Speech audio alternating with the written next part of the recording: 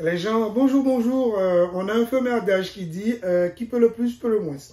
Alors, dans mon exemple, je vais vous présenter différents appareils au niveau électrique et expliquer que dans ce cas-là, ce n'est pas du tout possible, voire même dangereux de se dire ça. Alors, je vais commencer par vous montrer une pince ampère-métrique qui fait aussi voltmètre. Donc, c'est un appareil de mesure, pareil. J'ai un rotophase, testeur de champ tournant, donc ça me donne le sens de rotation lorsqu'on doit alimenter des moteurs en triphasé. J'ai un multimètre, comme il porte son nom, multimètre, donc qui permet de vérifier diverses valeurs électriques.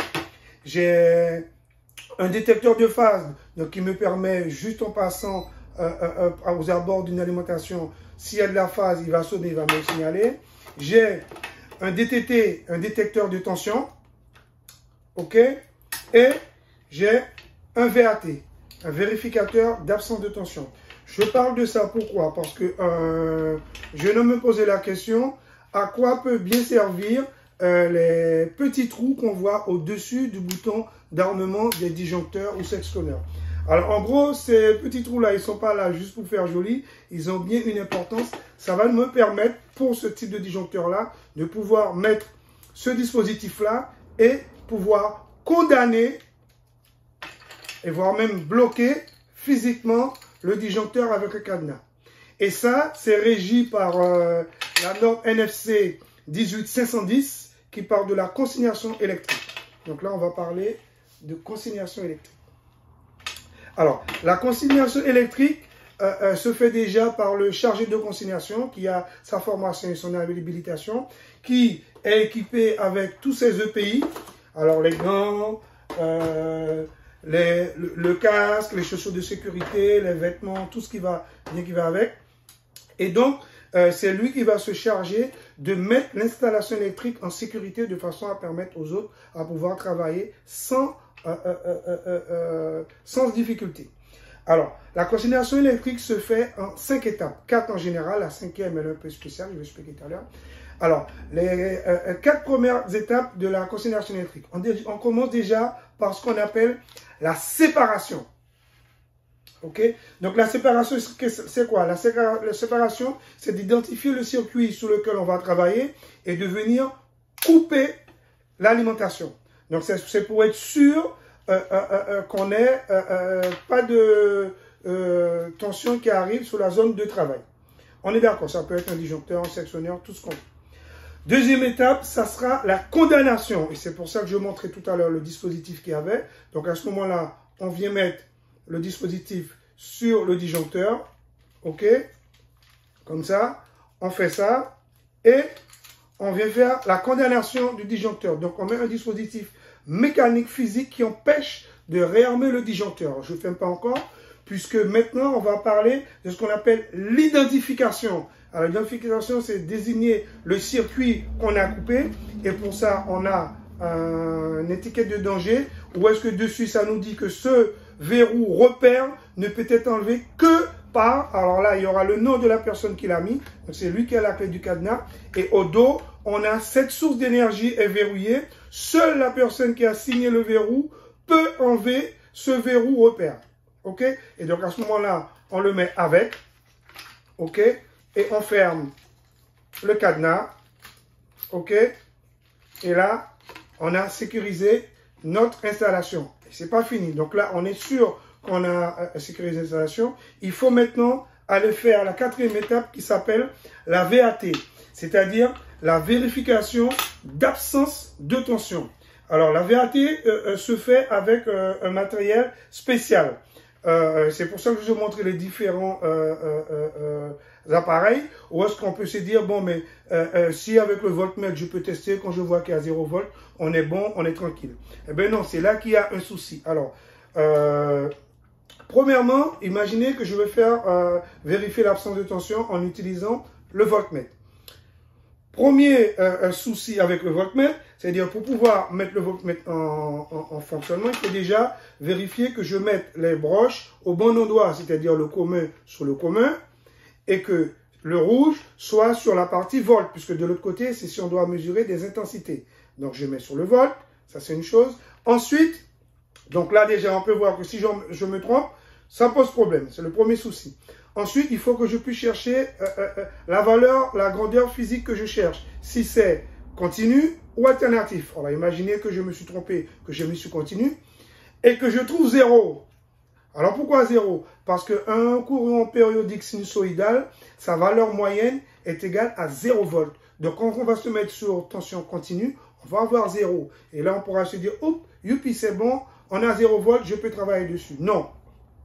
Et il y a encore un autre souci avec le voltmètre, et je vais expliquer ça un peu plus tard, puisque je vais passer sur, alors, le rotophase, lui, c'est juste pour monter le sens des champs tournants, donc c'est sur les 3 phases, donc c'est même pas par la peine d'y penser.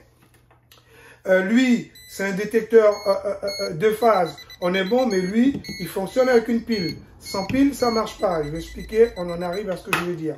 Là, par contre, j'ai le DTT, le détecteur de tension, qui lui ne fonctionne pas avec des piles, on est d'accord, il fonctionne directement sur la source qu'on va lui alimenter, mais lui il a un petit souci, c'est-à-dire que si je ne mets pas les deux sur une différence de potentiel, je n'ai aucune valeur. Donc il faut que j'ai le neutre et la phase, ou entre deux phases, pour qu'il puisse m'indiquer une valeur. On est d'accord? On peut voir sur les différentes vidéos où est-ce que j'explique.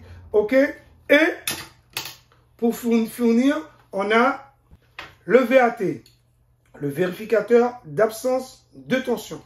Alors lui, pourquoi c'est lui qui est obligatoire pour faire la consignation électrique?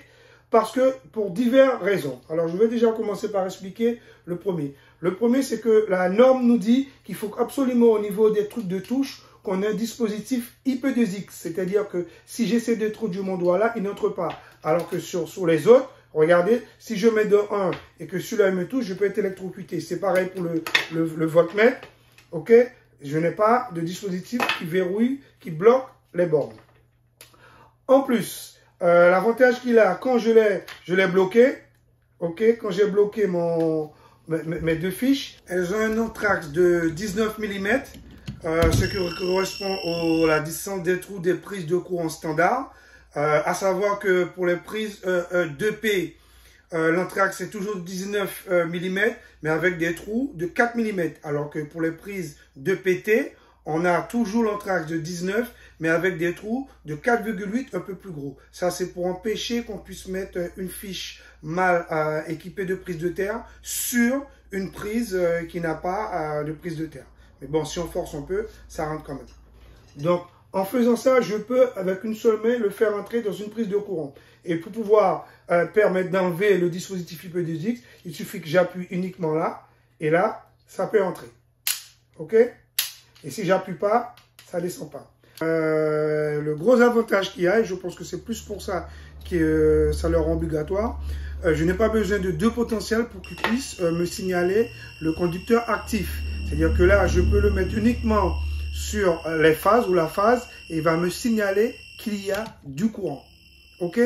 Mais, et c'est un mais, puisque vous allez me dire que le détecteur de phase, lui, il fait la même chose. La différence, c'est que lui, si j'enlève les batteries, il va me signaler quand même le conducteur actif.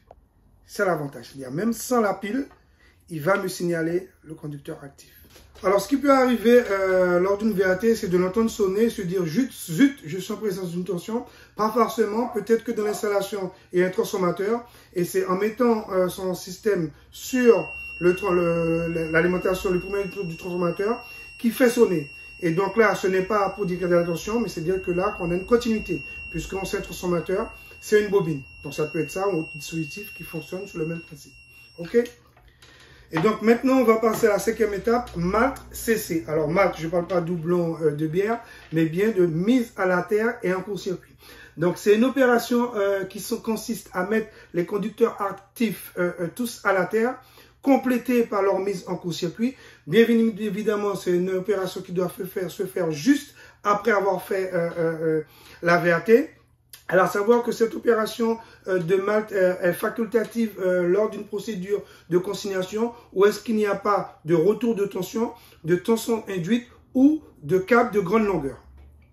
Alors, à savoir qu'il y a certaines activités qui peuvent être réalisées par du personnel non habilité électriquement c'est-à-dire lorsque l'opérateur est une personne avertie et dans un local où est-ce qu'il n'y a pas de risque de choc électrique.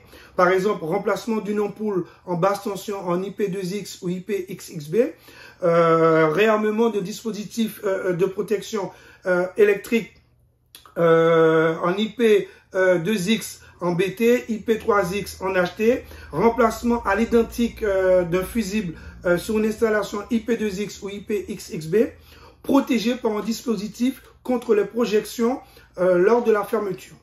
Alors, savoir que ces dispositifs doivent être tous dans un local, ne doivent pas être déverrouillés et dans un local où est-ce qu'il n'y a pas de risque de choc électrique. Ok? Donc, en gros, c'est ce que je voulais brosser sur la consignation électrique, ainsi que pourquoi l'obligation d'avoir un VAT et non utiliser les autres appareils de mesure.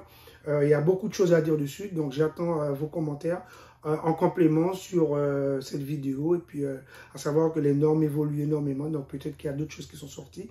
Donc, ça serait un plaisir de pouvoir les compléter sur ma publication. Merci, au revoir et bonne journée.